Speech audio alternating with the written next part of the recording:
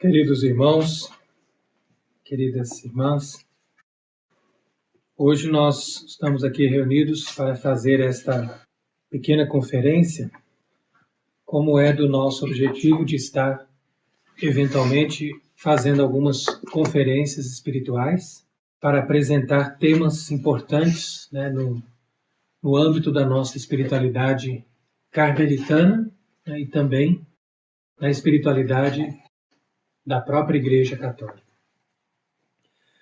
Então, hoje o tema dessa nossa conferência é o sacrifício. O que significa a dimensão do sacrifício, e a importância de nós entendermos o lugar do sacrifício na nossa vida cristã. Então, vamos hoje aprender bem isso.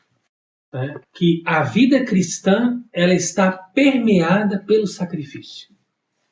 De um lado, o sacrifício de Cristo, de outro lado, o nosso próprio sacrifício, que completa o sacrifício de Cristo. Então nós vamos falar dessa dimensão do sacrifício em termos tanto da virtude moral, como também do significado do sacrifício do sacramento da missa. Significado da dimensão sacrificial, melhor dizendo, no sacramento da Eucaristia. Ora, então é importante a gente começar essa explicação a partir desse texto do livro, do profeta Malaquias. No capítulo 3. Malaquias 3 diz: virá ao seu templo o Senhor que buscais, o anjo da aliança que desejais. Ele que vem, o Senhor dos exércitos. E quem estará seguro no dia da sua vinda? Quem poderá resistir quando ele aparecer? Porque ele é como o fogo do fundidor, como a lixívia dos lavadeiros. Ele se sentará para fundir e purificar a prata. Purificará os filhos de Levi e os refinará, como se refina o ouro e a prata. Então eles serão para o Senhor e se apresentarão como ofertas como convém. Então eles apresentarão ao Senhor as ofertas como convém. E a oblação de Judá e de Jerusalém será agradável ao Senhor como nos dias antigos, como nos tempos de outrora. Então aqui veja o texto de Malaquias, capítulo 3. Ora, esse texto faz parte da liturgia da festa da purificação, que nós vamos celebrar no próximo sábado. Então, o conteúdo espiritual e teológico da festa da purificação de Nossa Senhora, que é também a apresentação do menino Jesus no templo, que é o quarto mistério gozoso, portanto, é de um conteúdo extremamente forte, extremamente importante para a nossa espiritualidade, para o fundamento da nossa fé. Então, o que eu quero ressaltar aqui são 3 aspectos dessa passagem de Malaquias. Primeiro é o seguinte: o Senhor virá a seu templo.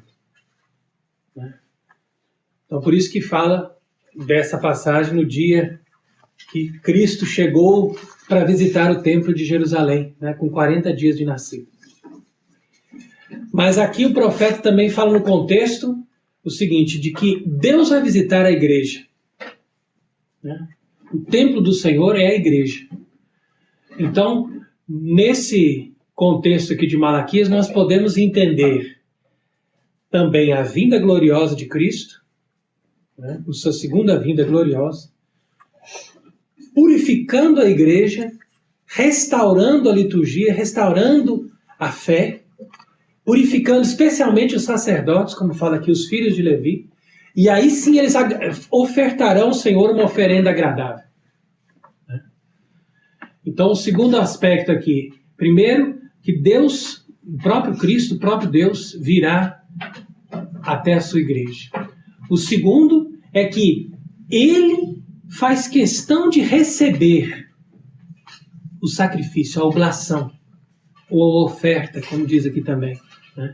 Todos esses nomes têm o mesmo sentido: oblação, oferta, né? Sacrifício, holocausto. Ora, e o terceiro o ponto importante aqui em Malaquias é a purificação para que você possa ofertar o sacrifício. Então, vale a pena a gente entender também por que a gente chama essa festa de purificação de Nossa Senhora. Não é porque Nossa Senhora precisou de uma purificação. É porque ela cumpriu o rito da purificação, que era um rito do Antigo Testamento, que consistia no seguinte: a mulher que dá à luz, ela está impura por causa do sangue que ela derrama no parto. Olha só. Então ela tem que se purificar desse sangue. Então ela vai no templo e faz um rito, entrava numa piscina, tem todo um rito para purificar-se do sangue. Claro, Nossa Senhora, com o seu parto virginal, não precisou de nada disso, mas cumpriu esse rito, né?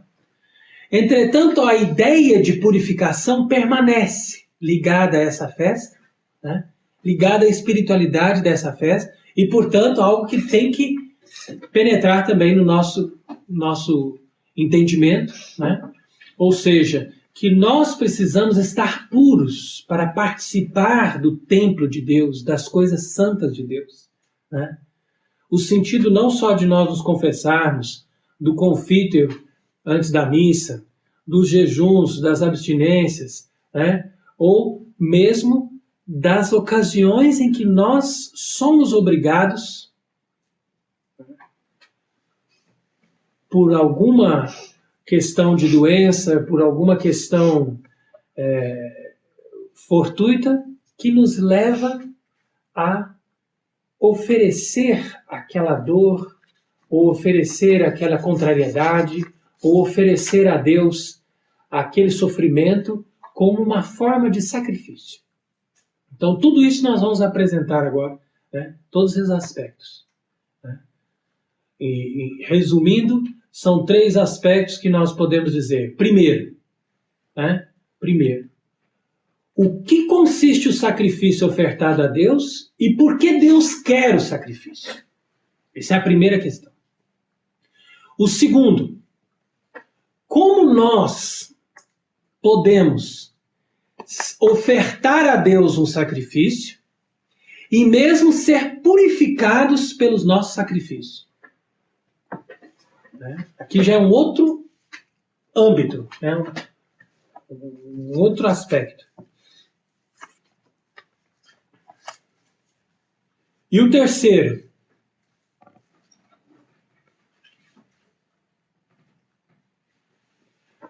como a espiritualidade verdadeira da Igreja Católica está baseada na lógica do sacrifício.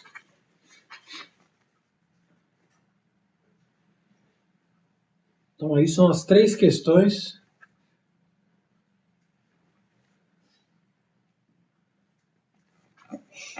que nós apresentamos hoje no tema relacionado ao sacrifício. Vamos então para a primeira questão. Oséias, capítulo 6, versículo 6.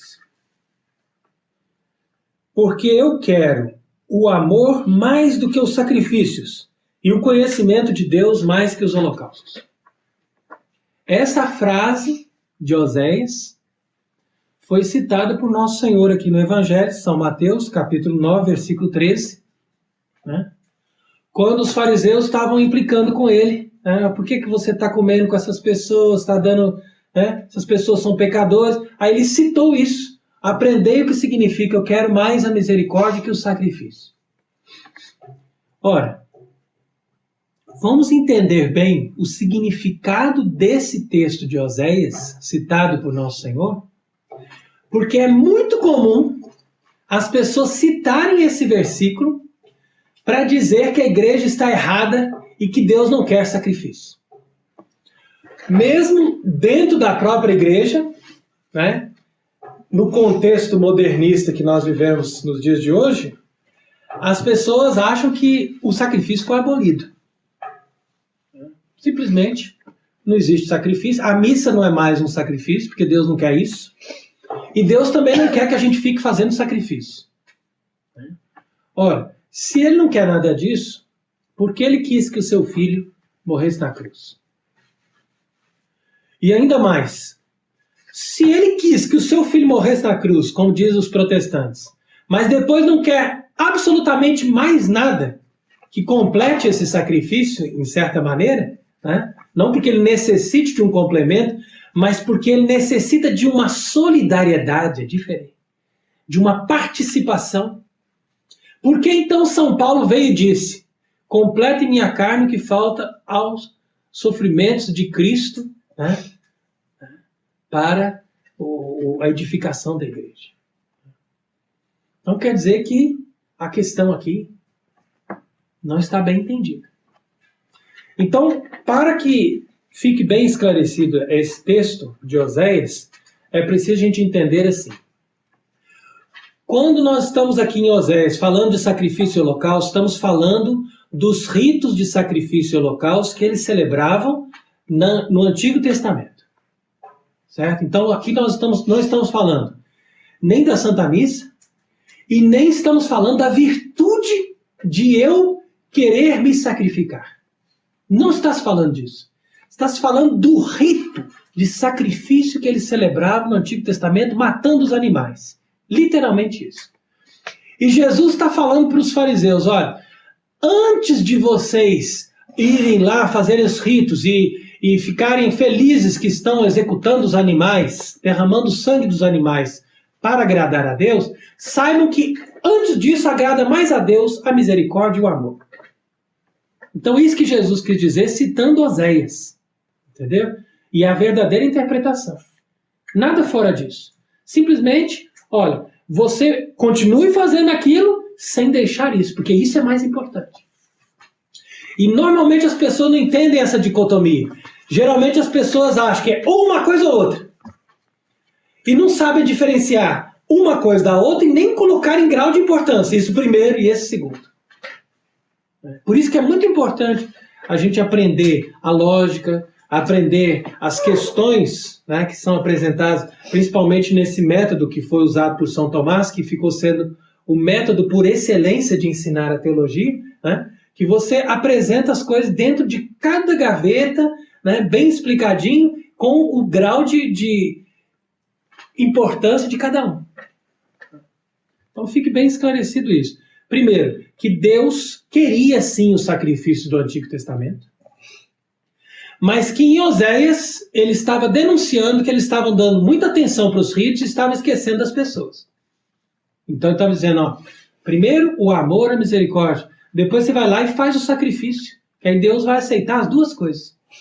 Né? E você vai estar cumprindo a lei, não só de uma forma externa, mas também interna. Ora, se isso já era observado, né, com proveito no Antigo Testamento, agora imaginem a lógica do Novo Testamento. Qual que é a lógica do Novo Testamento? Aqui vem a segunda questão. Porque se Deus aceitou os holocaustos, Ele quis os holocaustos, então como que nós vamos entender agora, no Novo Testamento, se Deus ainda quer holocaustos e que tipo de holocaustos Ele quer? Lembremos-nos daquilo que está no cânon da missa, o cânon romano, que é a oração eucarística mais bela e mais perfeita que foi feita em toda a história da humanidade, é verdadeiramente inspirada. Nenhum rito, nenhuma anáfora, nenhuma oração eucarística em todos os tempos, você pode ler com atenção, você pode meditar, supera a perfeição do cânon romano. Por quê? Porque ali se encontram todos os elementos próprios para mostrar quais são os sentimentos de um sacerdote ao oferecer o sacrifício da missa. Por isso que o cânon romano é tão odiado. Né? Existe uma campanha feroz para se liquidar com o cânon romano, para ele não existir mais. Isso aí, prestem bem atenção nisso. Então ali no cânon romano diz assim, né? Supplices te rogamos, onipotens Deus. Iubec per manus sancti angeli tui, in sublime altare tu, in conspecto divine majestatis tu. Né? Então ele faz uma referência nessa oração a um altar que está no céu. Então ele pede para que o anjo leve a oferenda que ele está fazendo ali no altar aqui na terra para o sublime altar que está no céu, na presença de Deus. Então veja, olha a referência. Da onde tirou-se isso? Livro do Apocalipse, leia lá que está descrito, que está um altar colocado e o cordeiro de pé nesse altar. Por isso que a gente vê, muitos escreveram sobre isso, né? A respeito de como o livro do Apocalipse ele traz também uma visão mística muito forte a respeito da Santa Missa. Ora, o cordeiro de pé, vivo e ao mesmo tempo morto, né, em cima do altar, é exatamente a descrição do sacrifício da missa. Né? Porque ele é oferecido, ele está morto, ao mesmo tempo ele está vivo, ressuscitado. Né? E ali também no cânon romano, lembre-se como o sacerdote diz assim: supraque propicius ac sereno vultur dineris. Supraque propicius ac sereno vultur respicere dineris. Né? Ou seja, sobre estas oferendas, olhai com um rosto sereno, né, e propício. Né? E aceitai essas oferendas como aceitastes a oferenda do vosso justo Abel, do nosso pai Abraão e do sumo sacerdote Melquisedeque, santo sacrifício imaculado da hóstia. Então ele vai citar os 3 exemplos dos mais perfeitos sacrifícios que foram realizados no Antigo Testamento. Né? Aí você vai dizer, nosso pai Elias, Moisés, mesmo Sansão, muitos fizeram sacrifícios no Antigo Testamento. Davi, né? Muitos fizeram. E os sacrifícios depois instituídos oficialmente da ordem de Arão, mas nenhum deles foi citado, a não ser esses 3 que são as referências fundamentais. Por quê? Porque Abel foi o primeiro. Abel foi o primeiro sacrifício, por isso que ele é uma referência. Ele foi o primeiro a oferecer um sacrifício que agradou a Deus. Deus falou, esse sacrifício me agradou demais. Porque Deus ali sentiu já o perfume do sacrifício do filho dele que ainda viria. Imagina? Então a referência de Abel como figura de Cristo. Depois o sacrifício de Abraão. Porque Abraão fez vários sacrifícios, inclusive cortou os animais no meio e tudo. Mas o sacrifício de Abraão que se refere ali é o filho dele. Porque quando Abraão subiu no monte para sacrificar o filho dele, no fim das contas ele não matou o filho. E tinha lá um bode amarrado pelo chifre, né? Figura de Cristo preso na cruz. Então o que Abraão fez? Abraão foi lá, desamarrou esse bode e imolou esse bode. Esse é o sacrifício que mais agradou a Deus, de todas as coisas que Abraão fez. Por quê? Porque no lugar daquele bode estava o filho dele, que Abraão, no seu coração, já tinha imolado para Deus. Entendeu? Então veja o grande mistério de dizer o sacrifício de Abraão, né? Nosso pai. E também o sacrifício de Melquisedeque. Por quê? Porque Melquisedeque é uma figura misteriosa de Cristo. Sumo sacerdote que ofereceu o pão e o vinho. Né? Ou seja, matéria, né, para o sacrifício de Melquisedeque não foram animais. Foi um sacrifício diferente, porque normalmente todos ofereciam sangue de animais, sangue de vítimas. E Melquisedeque foi lá e ofereceu pão e vinho. E Deus aceitou esse sacrifício para mostrar que na Santa Missa, coisa que poucas pessoas entendem isso, para mostrar que na Santa Missa, antes de se oferecer o sacrifício de Cristo no altar e apresentar ao Pai, você oferece o sacrifício do pão e do vinho. E oferece a Deus o pão e o vinho. Por isso que tem ofertório. E depois tem o cânon. Né? O ofertório não é para oferecer o corpo e o sangue de Cristo, porque ele não está ali ainda. É para oferecer pão e vinho. Porque ali nós estamos reproduzindo o ato de Melquisedeque para depois aquele pão e vinho que já foi oferecido a Deus em sacrifício se torne o corpo e sangue de Cristo e sejam dali oferecidos de novo, né, como a representação do sacrifício da cruz. Então, todos esses sacrifícios do Antigo Testamento, todos os milhares e milhares de bodes, de ovelhas, de cabritos, de touros, de vacas, né, o sangue de todos esses animais, nós podemos dizer que é um mar de sangue de animais que foram oferecidos no Antigo Testamento, foram recebidos por Deus, desde Abel até o último sacrifício feito antes da Sexta-feira Santa. Todos esses Deus recebeu. A partir do dia que imolou-se Cristo na cruz, o véu do templo rasgou, Deus falou, a partir daqui eu não recebo mais nada desse templo. E eles continuaram fazendo essas vítimas desse ano, né, que Jesus morreu, até o ano 70, quando o templo foi destruído.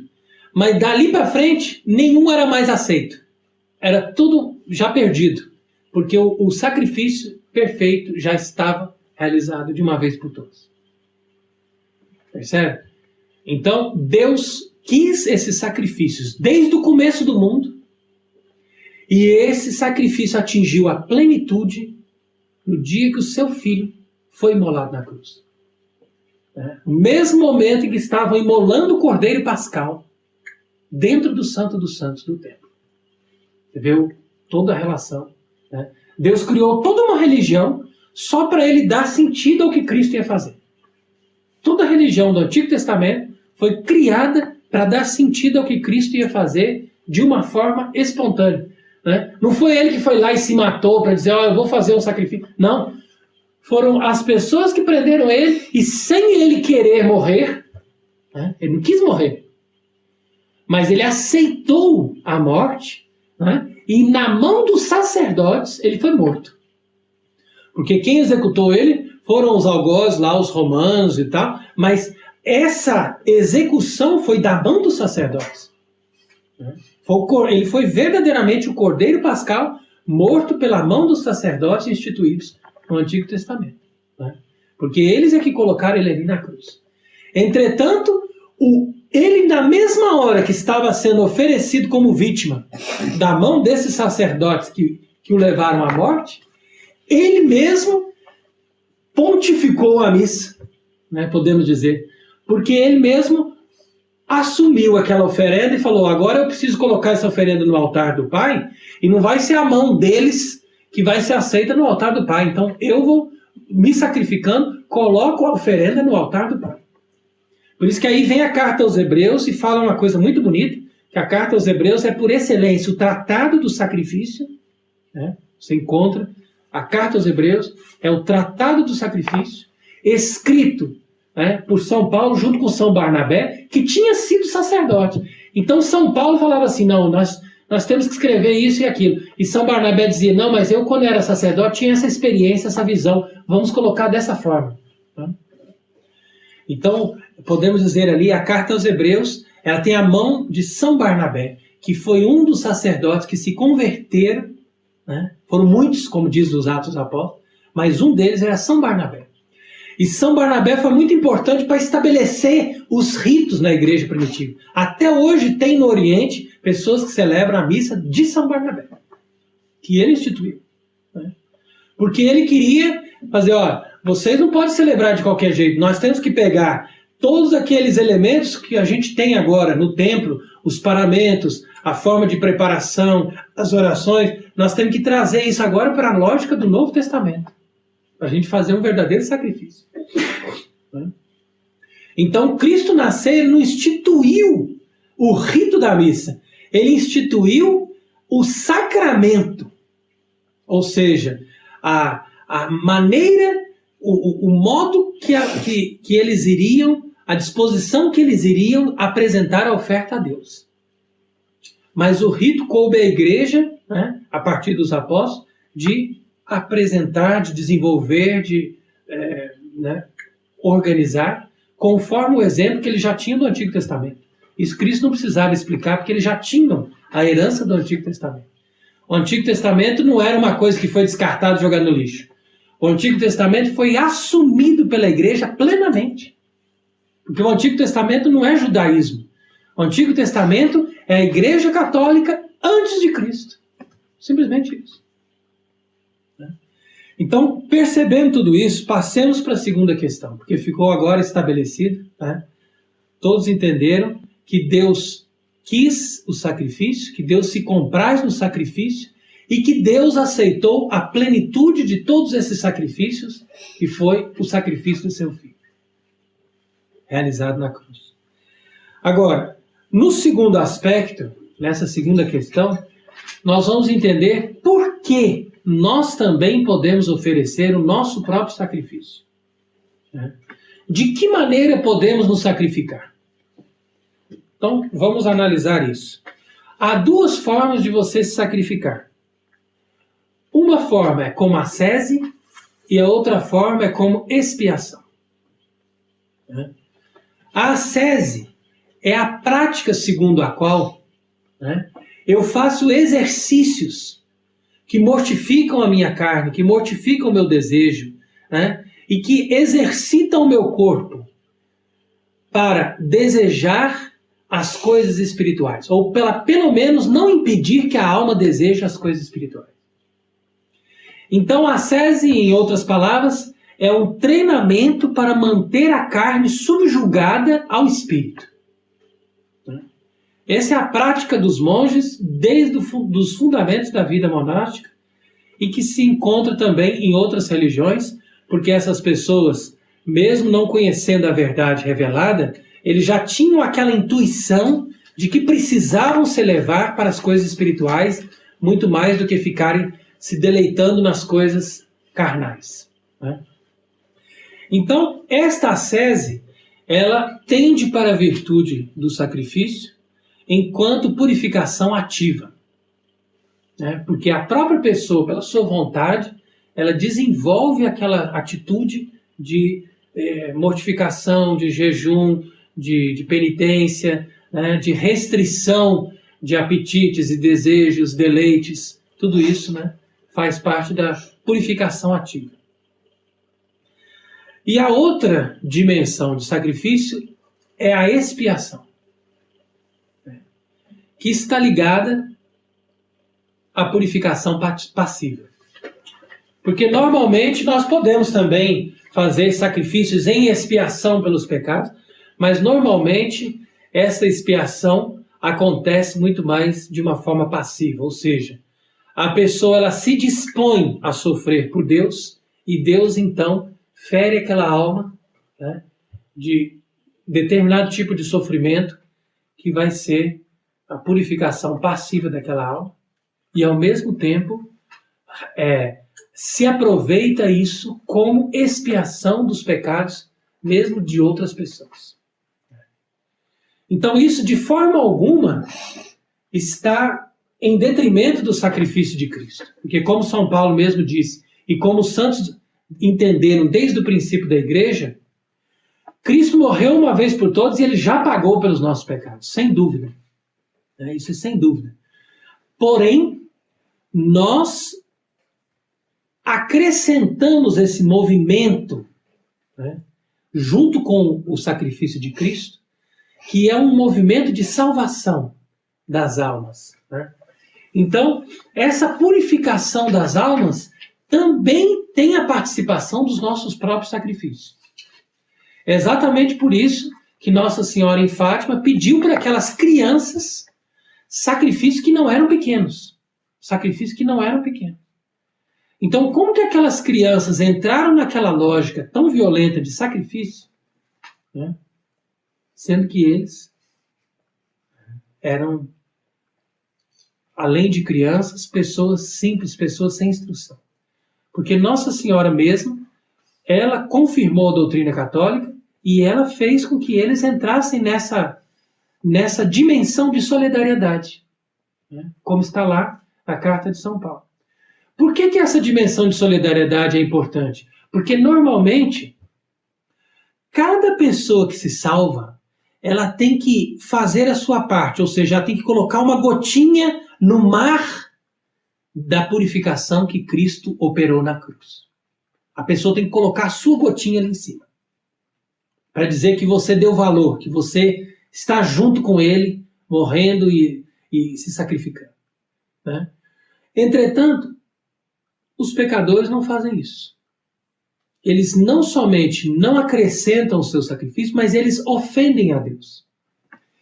Então essa lógica de expiação representa o seguinte, que eu que já estou unido a Cristo, né, que já estou remido, né, que já faço parte das almas eleitas de Deus, né, eu então vou acrescentar, ou seja, vou me dispor a sacrificar a minha vida, né, vou me dispor a um eventual sofrimento, para que aquele sofrimento seja uma gotinha que está faltando para a conversão daquelas almas que não estão dispostas a se mover e a se salvar.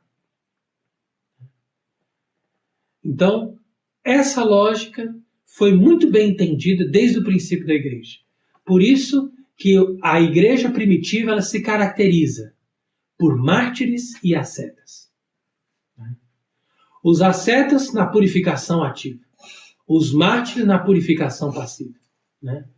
Ambos dando a sua contribuição para a salvação dos outros pecadores, né?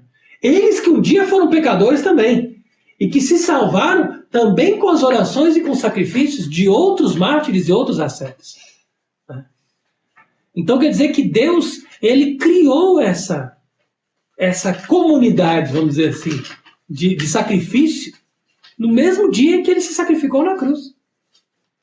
Então a Igreja Católica, nós podemos dizer o seguinte, que a Igreja Católica se baseia literalmente sobre o sacrifício.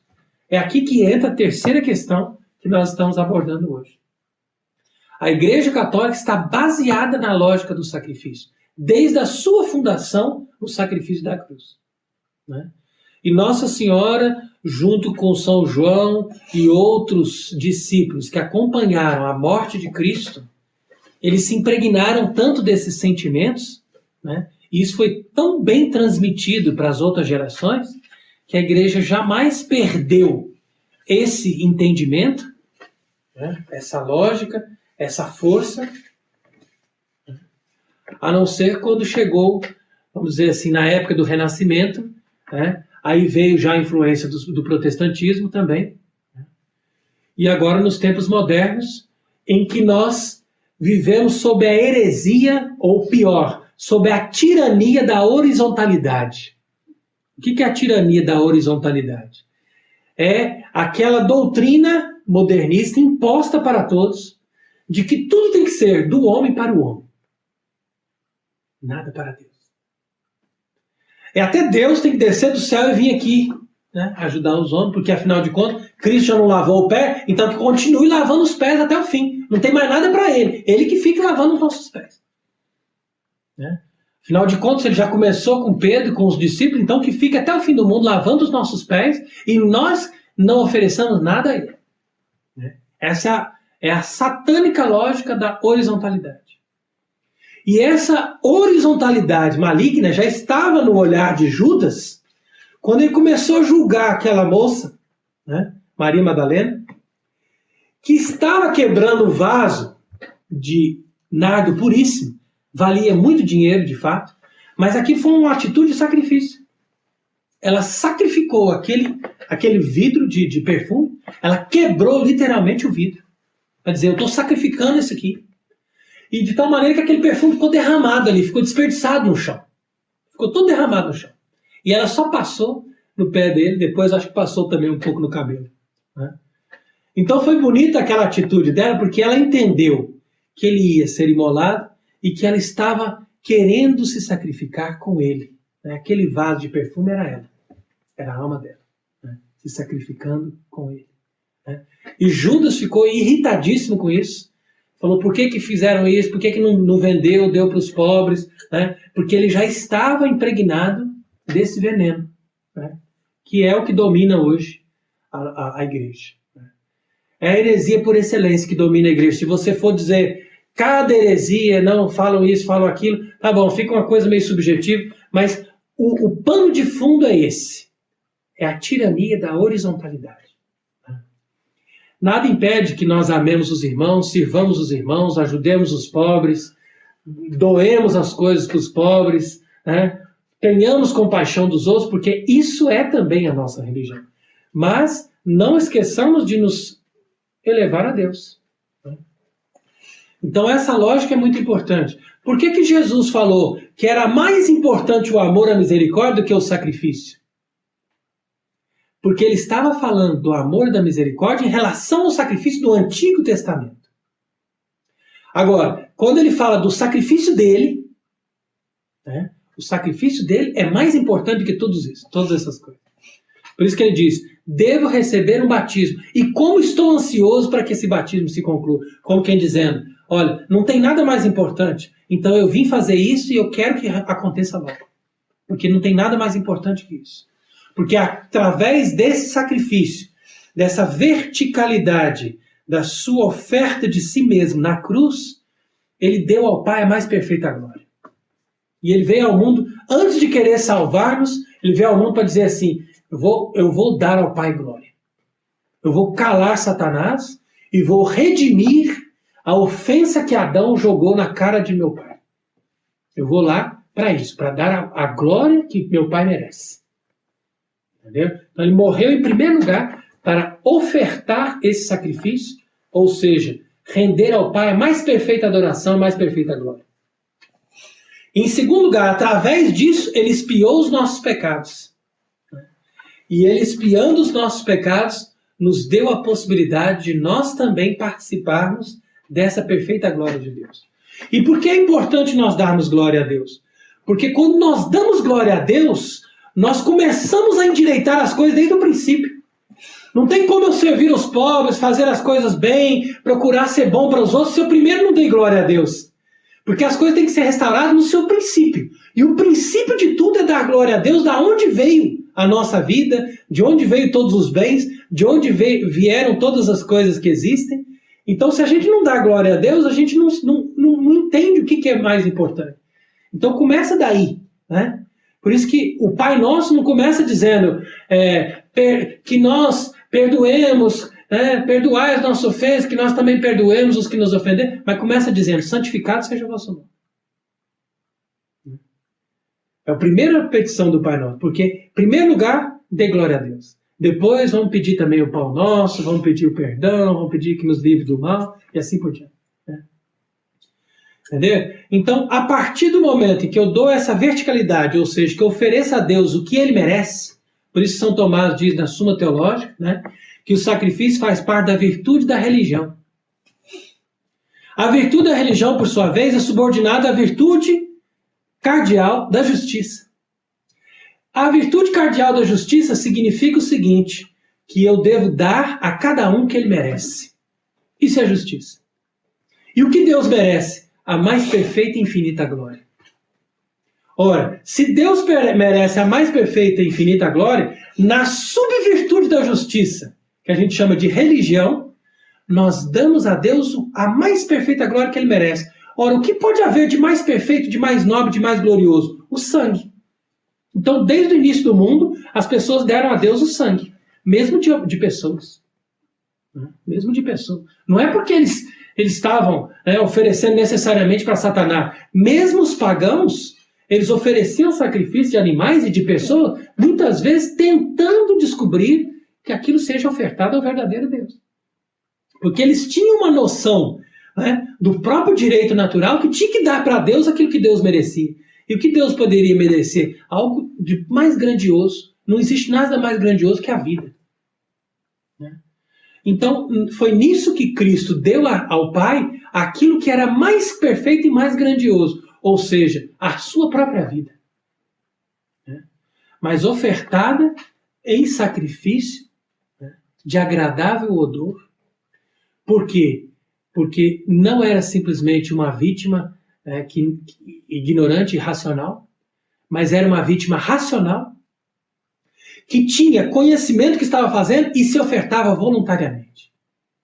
E não somente isso, mas a qualidade dessa vítima era perfeita, porque a vítima era pura e era divina. Porque quando a vítima é impura, Deus fala, tudo bem, não tem outra coisa, oferecer um animal com defeito. Mas ofereceu-se um animal puro, perfeito, né, na plenitude da idade, animal que eu digo, né, racional, que é o ser humano, né, e ainda por cima, Deus, ou seja, de mérito infinito. Então, daí nós entendemos que, pela virtude da religião, nós temos que procurar um sacrifício para oferecer a Deus.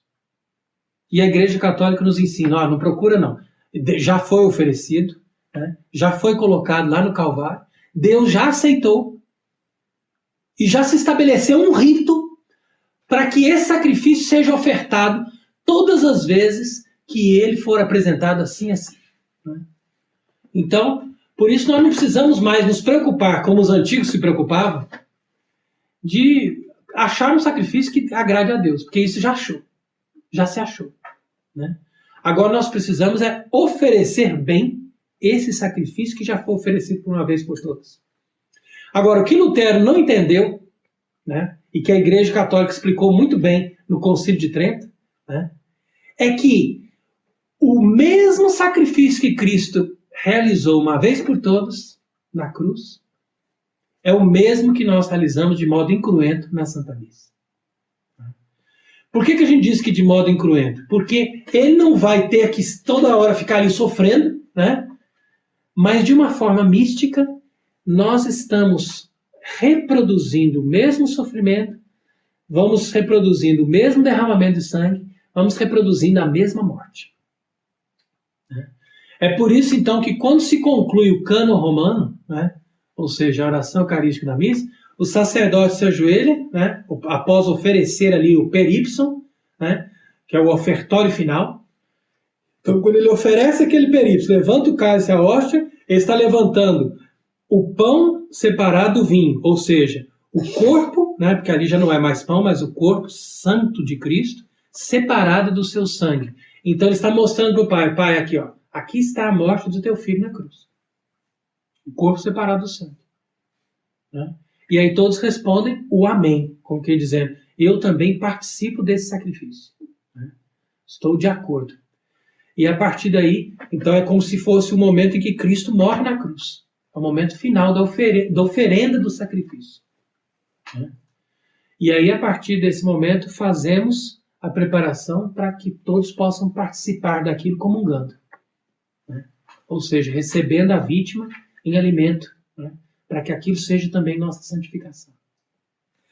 Portanto, nós apresentamos aqui, né, o mistério da cruz como sacrifício por excelência, demonstramos como Deus sempre quis e se deleitou perfeitamente no sacrifício do seu Filho, que foi a plenitude de todos os sacrifícios, e entendemos também por que nós somos convidados a participar desta lógica, né?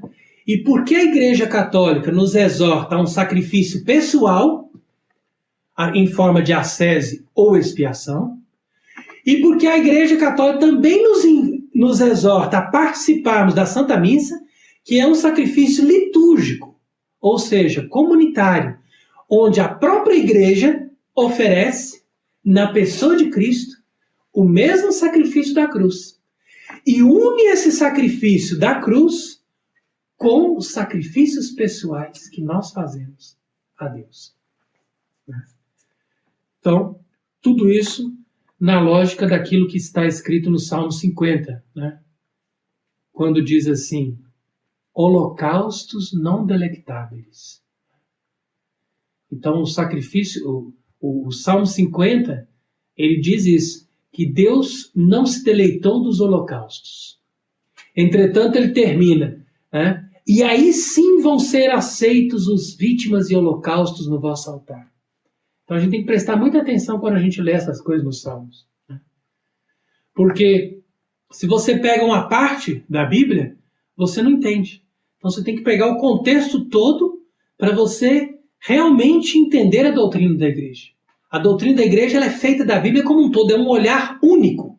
Por isso que diz o Cântico dos Cânticos, que Deus admira a sua esposa Porque ela tem um olhar de pomba. Teus olhos estão como olhos de pomba. Por quê? Porque a pomba só tem um foco. Assim é a igreja. Só a igreja católica tem essa capacidade de ver toda a Bíblia num só olhar. Né? E o protestantismo vai lá e diz, não, tá vendo? Aqui Deus está dizendo que ele não se deleita dos holocaustos. Entendeu? E aí quer provar que você não pode fazer os sacrifícios nem pessoais, nem comunitário, que é a missa, né? Sacrifício oficial da igreja, litúrgico. E simplesmente você tem que se contentar que lá Cristo já morreu na cruz uma vez por todos, pronto, agora nós não temos mais que celebrar isso. E nem oferecer a nossa própria adesão a isso. Então, quando ele fala que ele não se deleitou dos holocaustos, é porque aqueles mesmos holocaustos que Deus pediu no Antigo Testamento, ele mesmo rejeitou. Mas ele pediu para quê? Para que eles aprendessem a lógica do oferecimento. E por que ele rejeitou? Para mostrar que aquilo era imperfeito e para nos dar o desejo de que Cristo viesse para oferecer o verdadeiro, puro e perfeito sacrifício. Daí que a gente diz na oração da missa, hóstia pura, hóstia santa, hóstia imaculada. Igual essa nunca vai ser oferecida. Só essa que agradou a Deus. Então, o mesmo Deus que pediu, ele agradou-se desse sacrifício enquanto eram figuras. Mas ele mesmo rejeitou enquanto aquilo era imperfeito. Por isso não tem sentido os judeus quererem construir o templo de novo, né? E fazerem sacrifício de animais, sendo que Cristo já se ofertou. Né? E isso eles estão tentando fazer, estão com tudo pronto para fazer, mas é exatamente isso que vai ser a abominação da desolação. Por quê? Porque eles querem substituir o sacrifício de Cristo pelo sacrifício de animais que já foi rejeitado. Entretanto, nós que somos verdadeiros católicos, né, que desejamos ser verdadeiros católicos, permanecer na verdadeira fé, tenhamos bem vista disso, a importância de nós basearmos a nossa vida no sacrifício, né? E também não nos desenvolvermos totalmente nem na ascese e nem na expiação. Nem na ascese nem na expiação. Mas a partir do que Cristo fez, façamos a nossa contribuição na medida das nossas forças. Para que não venha também o orgulho. Tá? Por isso que Santa Teresinha, nessas horas, é importante para nos lembrar, né, que, antes de tudo, Ele é que nos salva. Ele é que faz por nós. Ele é que oferece a sua vida. E nós, na medida da nossa enfermidade, da nossa...